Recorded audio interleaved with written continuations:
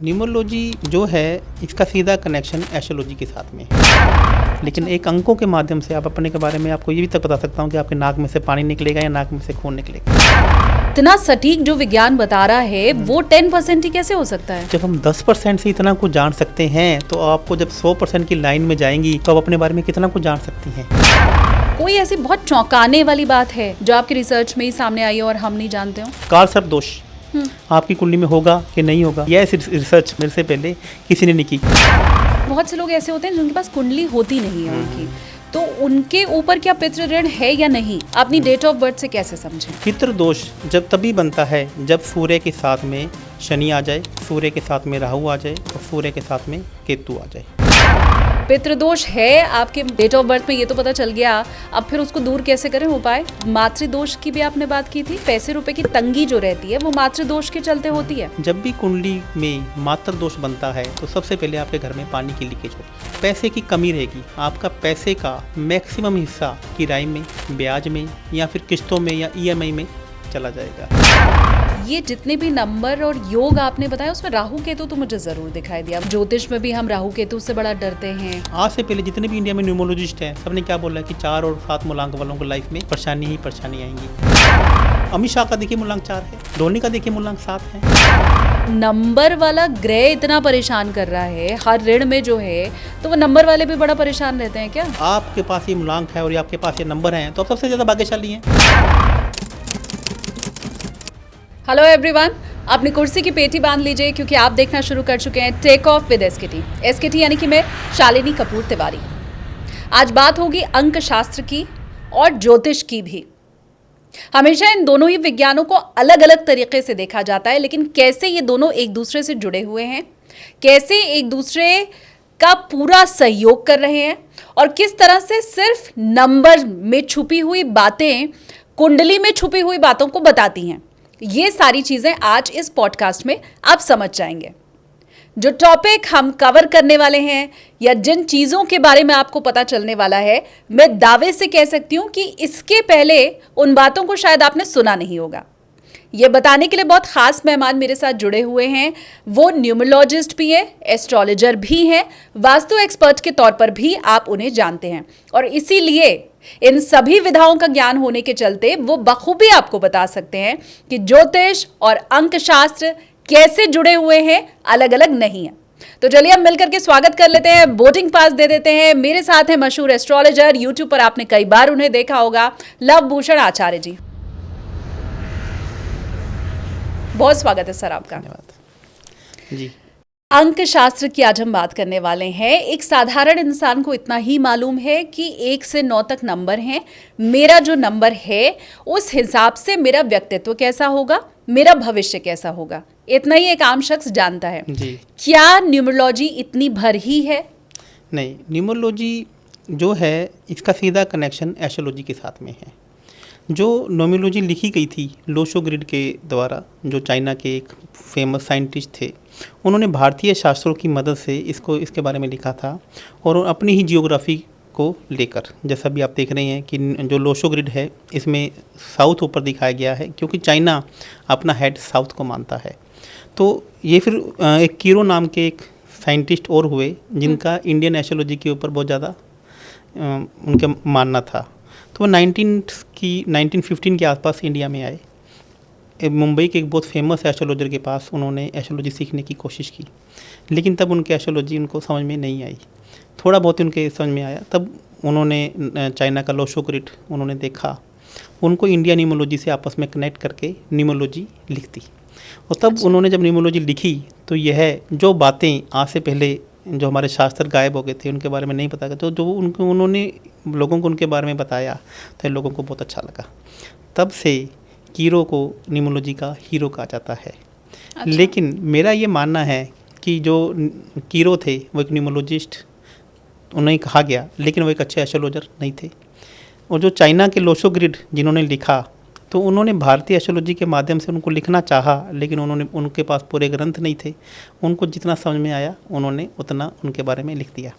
तो अब जब मैंने इसके बारे में पढ़ना, लिखना, अध्ययन करना शुरू किया न्यूमरोलॉजी को एस्ट्रोलॉजी के माध्यम से, अपने गुरुओं के माध्यम से, तब मैंने इसके ऊपर ऐसी ऐसी बातें लिखी हैं जो ना तो कीरो लिख पाए थे और ना लोशो ग्रिड, चाइना के जो लोशो ग्रिड है वो लिख पाए थे। और भारत में जितने न्यूमरोलॉजिस्ट हैं वो तो क्या ही लिख पाएंगे, क्योंकि उन्होंने उनकी हूबहू क्या किया है, कॉपी पेस्ट किया है। अच्छा। खुद का उन्होंने कोई ऐसा नहीं सोचा, उन्होंने तो लोशो ग्रिड को ही भारत पे लागू कर दिया, जबकि भारत पे वो लागू ही नहीं होता है, क्योंकि भारत अपना हेड नॉर्थ को मानता है और जबकि चाइना अपना हेड साउथ को मानता है। तो हम सेम लोशो ग्रिड भारत के ऊपर लागू नहीं कर सकते। ये रिसर्च करने में आपको कितना टाइम लगा होगा? तकरीबन 8 से 10 साल मैं इस पे काम कर रहा हूँ। 2015 से मैं न्यूमरोलॉजी, एस्ट्रोलॉजी और वास्तु पे काम कर रहा हूँ। तो इस पे मैंने कुछ ऐसी रिसर्चेस की हैं कि आप अपने नंबर्स के माध्यम से आप वह सब कुछ जान सकते हैं जो आप एस्ट्रोलॉजी में जानते हैं। फाइनल टच कौन देगा? एस्ट्रोलॉजी देगी। लेकिन एक अंकों के माध्यम से आप अपने के बारे में, आपको ये भी तक बता सकता हूँ कि आपके नाक में से पानी निकलेगा या नाक में से खून निकलेगा। आपकी टेल बोन, आप बाथरूम में नहाने जाएंगे तो आपको टेल बोन, पैर फिसल के आपकी टेल बोन टूट सकती है कि नहीं टूट सकती, वो क्रैक आ सकते हैं, नहीं आ सकते हैं। आपकी आंखें कमज़ोर रहेगी या नहीं रहेगी, आपके पिताजी के साथ में विचार मिलेंगे या नहीं रहेंगे, आपके पेट में एसिडिटी बनेगी या नहीं बनेगी। पैसा आप कहाँ खर्च करेंगे? अपने ऊपर खर्च करेंगे, लग्जरी के ऊपर खर्च करेंगे। आप अपने टैलेंट के अनुसार आपको पैसा मिलेगा या नहीं मिलेगा। आप अपनी कुंडली देखे, कुंडली क्या, यहाँ पे मैं न्यूमरोलॉजी की बात करूँ, आप अपने अंग शास्त्र देखे यह पता लगा सकते हैं कि आपको पितृ ऋण, माता ऋण, बहन ऋण होगा या नहीं होगा, आपकी कुंडली में काल सर्प दोष होगा या नहीं होगा। तो जब न्यूमरोलॉजी इतना सटीक कुछ भी बता दे रहा है, और उसके बाद भी मैंने सुना है कि शायद आपने कहा है कि न्यूमरोलॉजी तो एस्ट्रोलॉजी का 50% ही है। 50% नहीं, 10% ही है। पर आप खुद ही कह रहे हैं कि न्यूमरोलॉजी इतना सटीक बता देगा कि आप पैर फिसल के आपकी टेल बोन फ्रैक्चर होगी या नहीं होगी, नाक से पानी निकलेगा या निकलेगा। इतना सटीक जो विज्ञान बता रहा है वो 10% ही कैसे हो सकता है? यही तो मैं आपको बताने की कोशिश करता हूँ कि जब हम 10% से इतना कुछ जान सकते हैं तो आपको जब 100% की लाइन में जाएंगी तो आप अपने बारे में कितना कुछ जान सकती हैं। तो जो आज आपको मार्केट में मालूम चल रहा है वह 5 से 7% ही है, जबकि मैं क्या कहता हूँ न्यूमरोलॉजी, एस्ट्रोलॉजी का कितने % है? 10% ही है। और जो आपके पास आ रहा है वो 2 से 4% ही आ रहा है। तो आप इतना कुछ जानकर इतना कुछ जान सकती हैं, और जब आपको इतना कुछ मिलेगा एस्ट्रोलॉजी के अंदर तो कितना समुंदर है ये, कितना बड़ा ज्ञान का भंडार है ये। मैं यही आपको समझाने की कोशिश कर रहा हूँ मैं। अब फिर आप मुझे ये बताएं कि जब इतना लंबा आपका रिसर्च है और बहुत सी नई चीज़ आपने न्यूमरोलॉजी के बारे में बताई जो लोगों को वैसे नहीं पता है अमूमन, तो कोई ऐसी बहुत चौंकाने वाली बात है जो आपके रिसर्च में ही सामने आई हो और हम नहीं जानते हो? पितृ ऋण। अच्छा। आप लोग अक्सर 90% दुनिया इस आज की जनता में पितृ ऋण से जूझ रही है कि उनकी कुंडली में पितरों का ऋण है, वो जान नहीं पाते कि हमारी कुंडली में पितृ ऋण है कि नहीं है। मैं अभी नंबर्स के माध्यम से आपको बता दूंगा कि आपकी कुंडली में पितृ ऋण है कि नहीं है। माता ऋण, जो पैसे की समस्या, आज 90% लोग पैसे की समस्या से परेशान है, तो आप कुंडली से देख कर बता सकते हैं कि आपकी कुंडली में माता ऋण है कि नहीं है। बहन का ऋण, भाई बहन का ऋण, आपकी कुंडली में भाई बहनों का सुख है कि नहीं है, इसे भाई बहन का ऋण कहते हैं। स्त्री ऋण, आपकी कुंडली में आपकी वाइफ का सुख है कि नहीं है, इसे स्त्री ऋण कहते हैं। कि आपने हो सकता है कि पिछले जन्म में किसी ने अपनी वाइफ को जानने में परेशान किया हो, किसी का गर्भ गिरा दिया हो, तो क्या आप इस जन्म में वह चीज़ें होंगी कि नहीं होंगी, ये आप अंकों के माध्यम से जान सकते हैं। लेकिन लास्ट डिसीजन कौन देगा? एस्ट्रोलॉजी देगी। लेकिन ये सब कुछ चीज़ें आप काल सर्प दोष आपकी कुंडली में होगा कि नहीं होगा, या आप न्यूमरोलॉजी में नंबर्स के माध्यम से, और यह रिसर्च मेरे से पहले किसी ने नहीं की। क्या आपने इतने न्यूमरोलॉजिस्ट के सामने पॉडकास्ट की है, क्या आपने बातें सुनी है? मैं आपसे पूछना चाहता हूँ, क्या किसी से आपने डिस्कस किए? नहीं। मैं अभी अंकों के माध्यम से आपको बता दूंगा और आप चेक कर लेना, ये जितने भी प्रेडिक्शन मैं करूँगा 90 से 95% सही होंगी। मतलब मेरे व्यूवर्स जो इस समय आपको देख रहे हैं, आप अब जो बात बताने जा रहे हैं वो अपने नंबर्स खुद से चेक कर सकते हैं कि मातृ ऋण है कि नहीं, पितृ ऋण है कि नहीं, काल सर्प है कि नहीं, खुद चेक हो जाएगा। खुद से चेक कर सकते हैं। अरे वाह, तो पेपर पेन आप लेकर के अब बस बैठ जाइए और जैसे जैसे सर बताते जा रहे हैं आप खुद अपनी डेट ऑफ बर्थ चेक कीजिए, और प्लीज़ कमेंट्स में भी हमें बताइए कि उनमें से कितनी बातें आपको सही होती हुई दिखाई दे रही हैं। क्योंकि जब आप ऐसा बोलते हैं तो एस्ट्रोलॉजी के प्रति, न्यूमरोलॉजी के प्रति हमारा विश्वास भी और दृढ़ हो जाता है और हम और सम्मान की नज़रों से उसको देखते हैं। तो सर, हम अगर शुरू इन सब को छोड़ के गज केसरी योग की भी हम अभी ऑफ द कैमरा बात कर रहे थे। गज केसरी योग अगर कुंडली में है तो वो डेट ऑफ बर्थ भी बता देती है जी। ये कैसे होता है? चंद्रमा गुरु जब भी आपस में मिलकर युति बनाते हैं तो ये गज केसरी योग बनता है। यदि किसी का मूलांक 2 है और भाग्यांक 3 है, भाग्यांक 3 है, मूलांक 2 है, तो ये गज केसरी योग बन गया, चंद्रमा गुरु की युति बन गई है। और किसी का जन्म 2 मूलांक को हुआ है और तीसरे महीने हुआ है, तीसरा महीना यानी मार्च के महीने में या फिर दिसंबर के महीने में हो तो अभी भी ये गज केसरी योग बन गया। तो जितने भी जातक अभी जो अपना पॉडकास्ट देख रहे हैं वो बिल्कुल खुश हो जाइए। ऐसे जातकों के पास कभी पैसे की कमी नहीं रहती है। जिनकी कुंडली में गज केसरी योग बन जाए इनके पास पैसा आता ही रहता है, चाहे वो किसी भी माध्यम से आए। और जब भी आपको पैसे की कमी महसूस हो कि आपको लगे कि अब पैसा आना बंद हो गया है, तो आपको पास के किसी भी धार्मिक स्थान में जाना है। आप किसी भी देवी देवता को मानते हैं, पास के किसी भी धार्मिक स्थान में जाइए और वहाँ पर हल्दी की 2 से 3 गांठें और साथ में चावल यदि आप मंदिर में चढ़ाकर आ जाते हैं तो आपका गज केसरी योग जो आपकी कुंडली में बन रहा है, न्यूमरोस्कोप के हिसाब से बन रहा है, वह कहीं ना कहीं रुक भी गया है तो क्या हो जाएगा, तुरंत एक्टिवेट हो जाएगा। और इसका एक और भी अच्छा उपाय बताता हूँ। पहाड़ों पर यदि कोई धार्मिक स्थान है, चंद्रमा मैंने पहाड़ होता है और गुरु का मैंने धार्मिक स्थान, आप पहाड़ों पर किसी भी धार्मिक स्थान पर घूम के आइए। ये गज केसरी योग आपका यदि कहीं ना कहीं आपको पैसा नहीं दे रहा है तो तुरंत एक्टिवेट हो जाएगा और आपका गज केसरी योग काम करना शुरू कर देगा।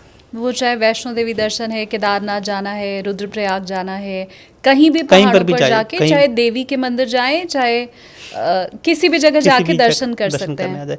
चंद्रमा का मतलब चलता हुआ पानी भी है। आप हरिद्वार भी जा सकते हैं, प्रयागधाम भी जा सकते हैं, वाराणसी भी जा सकते हैं और वहाँ पर जाकर भी डुबकी लगा के आ जाएं, तभी भी आपका चंद्रमा गुरु का युति तुरंत एक्टिवेट हो जाएगा। हम कैसे जान सकते हैं अपने नंबर्स को? जो अभी तक वाला सिस्टम हमें मालूम है कि एक मूलांक है और वो ड्राइवर कंडक्टर वही है या कुछ दूसरा नियम है? नहीं, इसमें 2-3 नियम और भी लागू होते हैं। जैसे मैं किसी की डेट ऑफ बर्थ मान लेता हूँ, किसी की डेट ऑफ बर्थ 20 मार्च 1982 है फॉर एग्जाम्पल, तो उनका मूलांक 2 है और मंथ जो उनका जन्म हुआ है वो 3 है। ईयर नंबर 8 और 2 10 1 है, 2 और 1 3, 2 और 1 3 5, 6 9 15, 15 और 8 23 और 2 25। तो यानी कि इनका अब जो भाग्यांक है वो 7 हो गया। अब इनके न्यूमरोस्कोप में जो कौन से ग्रह ऐसे हैं जो इनकी लाइफ में इनको ज़्यादा इफेक्ट देंगे, वो 4 ग्रह हैं, चंद्रमा, गुरु, सूर्य और केतु। तो यह ग्रह इनके साथ में एक युति बना रहे हैं, एक कॉम्बिनेशन बना रहे हैं। तो हम यदि यहाँ पर सूर्य और मैं गुरु की बात करूँ, इसमें सबसे पहले मैं लूँगा कि 2 का मतलब चंद्रमा और गुरु यदि मैं यहाँ पर बात करूँ तो यह दोनों मिलकर गज केसरी योग बना रहे हैं। तो यदि इनका मूलांक मतलब कि किसी भी प्रकार से यह योग बन जाए, चंद्रमा गुरु बन जाए, तो यह गज केसरी योग बन गया है। चाहे वो मूलांक भाग्यांक से बने, चाहे वो मूलांक का आपका जन्म माह से बने, चाहे आपका मूलांक का जन्म वर्ष से बने। तो यहाँ पर भी हम 3 प्रकार से आपको ये देख सकते हैं। और कभी कभी यह स्वयं मूलांक से भी बन जाता है। यदि किसी की डेट ऑफ बर्थ 23 है तो चंद्रमा गुरु अपने आप में ही है, उनको मूलांक भाग्यांक में जाना ही नहीं है। तो कभी कभी मूलांक भी आपका यह कॉम्बिनेशन या युति बना देती है। तो यहाँ पर मैं आपको दोबारा से क्लियर कर देता हूँ। यदि आपका मूलांक का भाग्यांक से बने, मूलांक का माँ के साथ में बने और मूलांक का ईयर के साथ में बने, तो ईयर में हम जब भी बात करेंगे तो लास्ट के 2 नंबर लेंगे। आप कोई सा भी एक ईयर बताइए कि हम चेक करेंगे सामने वाले का ईयर कौन सा हो सकता है। 2000 एक ईयर ऐसा है जिसमें सदी चेंज हो रही है, शताब्दी चेंज हो रही है।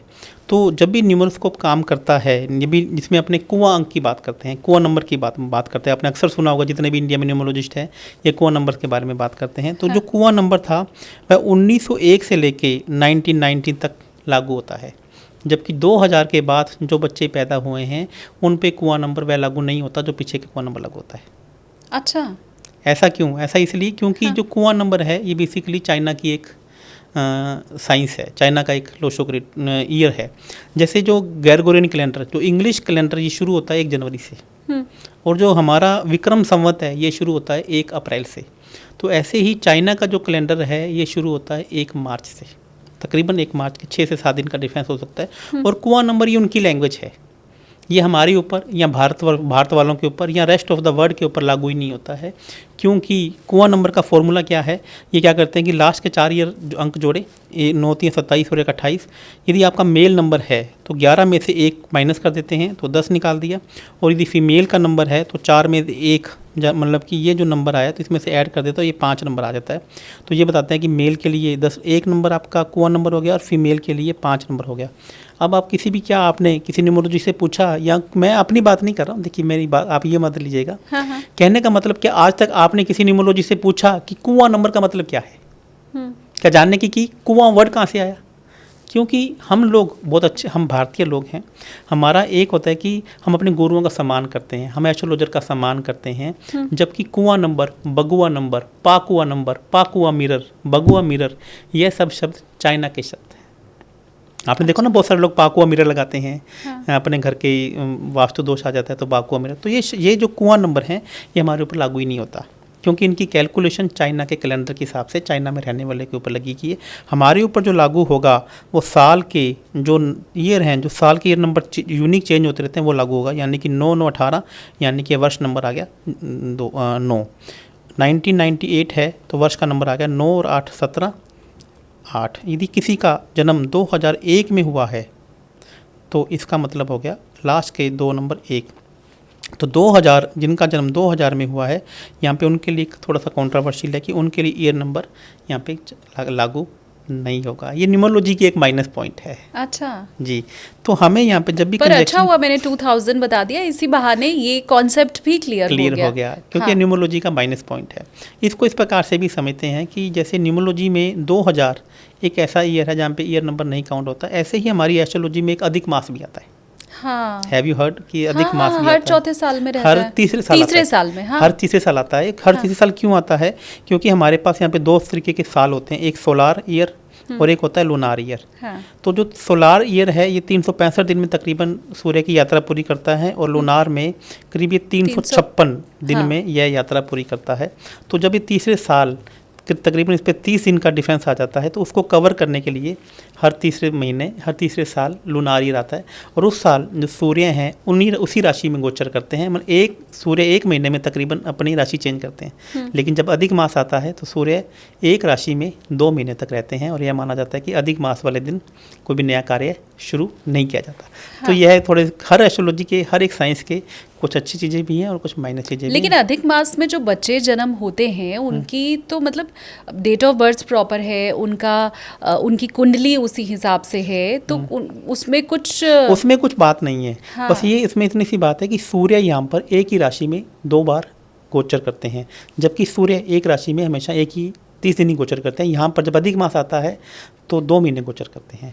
और मैं इसे और आसान भाषा में अगर अपने व्यूअर्स को समझाना चाहूँ तो जनवरी से दिसंबर तक वाले आपके जो मंथ होते हैं उसमें क्या होता है कि 6 घंटे कम होते हैं। एक साल पूरा होने पे 6 घंटे कम होते हैं, इसलिए 4 साल में जब लीप ईयर आता है जिसमें एक दिन बढ़ता है तो 6 4s are 24, वो एक दिन ऐड करके हम उसको बराबर कर देते हैं। जब हम हमारा जो हिंदू संवत्सर है उसकी बात करते हैं, एक में आसान भाषा में समझने के लिए बताऊं कि वो साल में 10 दिन कम रहता है। जैसे ये 6 घंटे कम रहता है, वो साल में 10 दिन कम रहता है। तो हर तीसरे साल 30 दिन हम इकट्ठा करके उसको एक अधिक मास बना देते हैं और उस हिसाब से हमारा वो बराबर हो जाता है। अब एक और यहाँ पे सर बात है, मैं चाहती हूँ आप हमारे व्यूवर्स को और बेहतर ढंग से समझाएं कि जो मुस्लिम ईयर होता है उसमें ये बराबर करने वाली पद्धति नहीं है।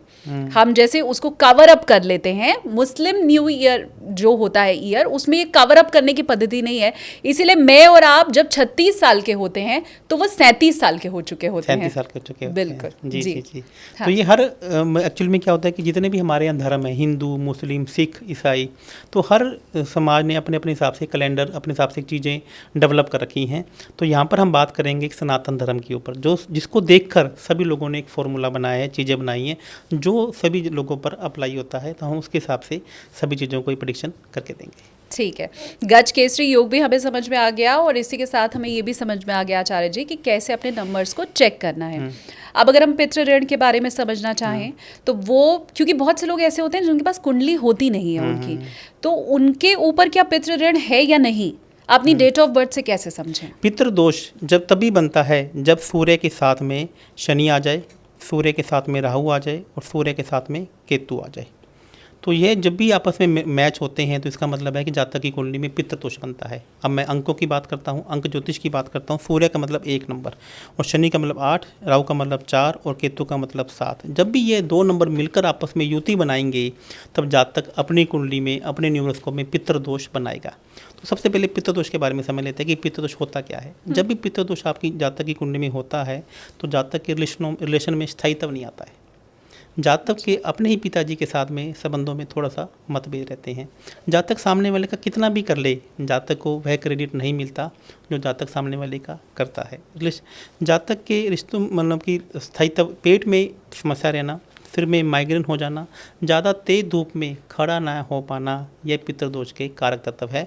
और काम न बनना, काम लास्ट मोमेंट पे बनते बनते रुक जाना, तो यह भी पितृदोष बनाता है। अब मुझे ये बताइए कि जब हम कुंडली दिखाने जाते हैं और कोई दोष हमें बताया जाता है तो हम फिर उसका उपाय भी पूछते हैं कि अब हमें बता दो ये ठीक कैसे होगा।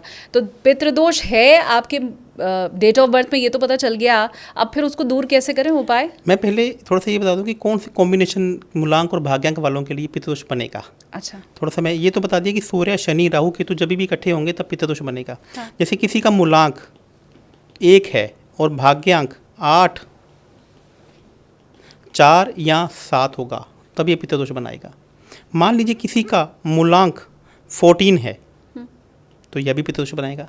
किसी का मूलांक 18 है तब भी पितृदोष बनाएगा, और किसी का मूलांक 17 है तभी भी यह पितृदोष बना रहा है। अब यदि इसी प्रकार से किसी का जन्म 1 पहले तारीख को हुआ है, मूलांक 1 है, 1, 19 और 28 है, और उसका जन्म 4th महीने में हुआ है तभी भी पितृदोष बन रहा है। किसी का जन्म जुलाई के महीने में हुआ तभी पितृदोष बन रहा है, और किसी का जन्म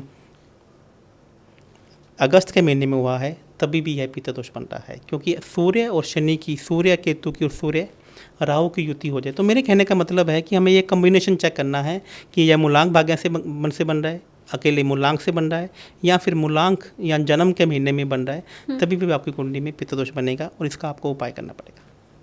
अब फिर उपाय बता दीजिए। तो इसका मैं सबसे अच्छा उपाय आपको बताता हूँ कि पितृदोष यानी कि अमावस्या, आपको हर अमावस्या को मीठी खीर बनाकर आपको गरीब लोगों को खिला देनी है। यदि आप ऐसा कर लेते हैं और आपको जब भी घर से निकलें अपने पितरों को याद करके निकलें। पितर का मतलब होता है कि जो पूर्वज आपको छोड़कर चले गए हैं। अपने पितरों का एक फ़ोटो, पितरों का एक फ्रेम अपने घर के साउथ वेस्ट में लगाएं। और यदि आप ऐसा कर लेते हैं, हर अमावस्या के दिन पितरों के नाम पर आप गरीब लोगों को कुछ भी खिलाना शुरू कर दीजिए। पितृदोष के काफ़ी हद तक योग खत्म हो जाएंगे। जो इसके बुरे प्रभाव हैं वो आपको लाइफ में नहीं देखने को पड़ेंगे। पितृदोष की एक पूजा भी होती है, इनका एक तर्पण भी किया जाता है जौ के पानी से। तो अक्सर इसकी पूजा अंतरकमेश्वर हरिद्वार में भी होती है। यदि वहाँ पे जाकर भी चाहें तो वहाँ पे जाकर भी करवा सकते हैं। अब इस पे अच्छी बात ये है कि उपाय बहुत मेहनत वाला नहीं है, बहुत आसानी से आप कर सकते हैं। और दूसरा मैं ये चाहती हूँ कि अगर किसी पंडित जी ने आपको ये बताया है आपकी कुंडली देख के कि आपकी कुंडली में पितृदोष है और अब आपको डेट ऑफ बर्थ से भी वो निकालने आ गया है, तो वो आप प्लीज़ मुझे कमेंट करके बताइए कि जी ये ठीक बात है, हमारी कुंडली में भी है पितृदोष और डेट ऑफ बर्थ में भी वो दिखाई दे रहा है। अब ये पितृदोष की तो बात हो गई, अब मातृदोष की भी आपने बात की थी और मुझे लगता है वो सबसे अहम है, क्योंकि आपने कहा पैसे रुपए की तंगी जो रहती है वो मातृदोष के चलते होती है। जी, सब लोग अक्सर न्यूमरोलॉजी, एस्ट्रोलॉजी में भी सिर्फ लोग पितृदोष की बात करते हैं, जबकि मैं आपको एक बात बताता हूँ, पितृदोष के अलावा 6 प्रकार के दोष होते हैं। पितृदोष, मातृदोष, बहन का दोष, बहन ऋण, हाँ। पत्नी का दोष, स्त्री ऋण, भाई का दोष, मंगल का ऋण, इसी प्रकार से पड़ोसियों का जो ऋण है। हाँ। इसी प्रकार से टोटल 6 ऋण होते हैं जो आपकी कुंडली में से देखकर आपको बताया जा सकते हैं। तो आपने पिछले दिनों में अपने गुरुओं का दोष, गुरुओं का अपमान किया हो, टीचर का अपमान किया हो, कोई धार्मिक स्थान तोड़ा हो, हाँ। तो यह भी दोष आप अपनी कुंडली पर देखकर, जिसे गुरु चंडाल योग कहते हैं, तो इस प्रकार का योग भी आप न्यूमरोस्कोप से भी आप अपनी कुंडली में भी चेक कर सकते हैं और आप होरोस्कोप में भी चेक कर सकते हैं। और जब तक आप इसका निवारण नहीं करेंगे तब तक आपको उसका पाप इसका लगता रहेगा, और जब तक आप उसको माफ़ी नहीं मांगेंगे, तब तक ये प्रायश्चित नहीं करेंगे, तब तक आपको उसके फल भोगने पड़ेंगे। तो हम फिर सारे ही दोष की एक एक करके चर्चा कर लेते हैं, क्योंकि ये तो मुझे मतलब आई एम श्योर आप लोगों ने भी इसके बारे में नहीं सुना होगा। जी। बहन ऋण, भाई भ्रातृ ऋण, ये बड़ी नई चीज़ है हमारे लिए। तो हम अगर एक एक करके सभी के ऊपर चर्चा कर लें। सबसे पहले मैंने पितृ ऋण के बारे में बताया। जब भी पितृ ऋण आपके कुंडली में होगा तो उसकी स्टेबिलिटी नहीं होगी, आपके रिश्तों में अच्छे नहीं होगी, काम आपके लास्ट मोमेंट पे बनते बनते बिगड़ जाएंगे। अब मैं बात करता हूँ चंद्रमा ग्रहण के बारे में। चंद्रमा ग्रहण यानी कि इसे मातृ दोष कहा जाता है। जब भी कुंडली में मातृ दोष बनता है तो सबसे पहले आपके घर में पानी की लीकेज होगी। अच्छा। पानी टपकता होगा, आपके घर में सीलन आ जाएगी, पैसे की कमी रहेगी, आपका पैसे का मैक्सिमम हिस्सा किराए में, ब्याज में या फिर किस्तों में या EMI में चला जाएगा। माता के तबीयत खराब रहेगी, माता के साथ में आपके संबंध थोड़े से खराब रह सकते हैं, या फिर माता की तबीयत भी खराब रहे, ऐसा भी हो सकता है। अच्छा। तो ये इनमें से कोई भी चीज़ आपके साथ में रहेगी। अब ये ध्यान रखिएगा कि जब एक चीज़ अच्छी होगी तो दूसरी खराब होगी, और जब दूसरी अच्छी होगी तो एक खराब होगी। दोनों चीज़ें इकट्ठी नहीं चलेंगी। इसको ये समझने की कोशिश करते हैं कि मान लीजिए कि आपकी माता जी के साथ में संबंध बहुत अच्छे हैं, माता जी की तबीयत भी बहुत अच्छी रहती है, तो पैसे की तंगी तो पक्का रहेगी। अच्छा, और अगर पैसे की तंगी नहीं है तो माता जी के साथ संबंध अच्छे नहीं होंगे। अच्छे नहीं रहेंगे, या उनकी तबीयत खराब रहेगी, उनके ऑपरेशन बार बार में होंगे। अच्छा। ये एस्ट्रोलॉजी में, न्यूमरोलॉजी में दो चीज़ों में से आपको एक का सुख मिलता है और एक का सुख नहीं मिलता है। और यदि आपको दोनों का सुख चाहिए तो आपको फिर उस देवता के पास में जाना पड़ेगा प्रायश्चित करने के लिए। चलिए मैं ये बताना चाहूँगा कि चंद्रमा ऋण, मातर ऋण बनेगा कैसे। मातर ऋण तब कौन बनाता है? चंद्रमा। जब भी चंद्रमा के साथ में शनि आ जाए, राहु आ जाए और केतु आ जाए, तो यह मातर ऋण पैदा करते हैं। यानी कि आपका मूलांक 2 है और आपका भाग्यांक 8 है, 4 है या फिर 7 है, या फिर आपका मूलांक ही 24, 28 या फिर 27 है, या फिर आपका मूलांक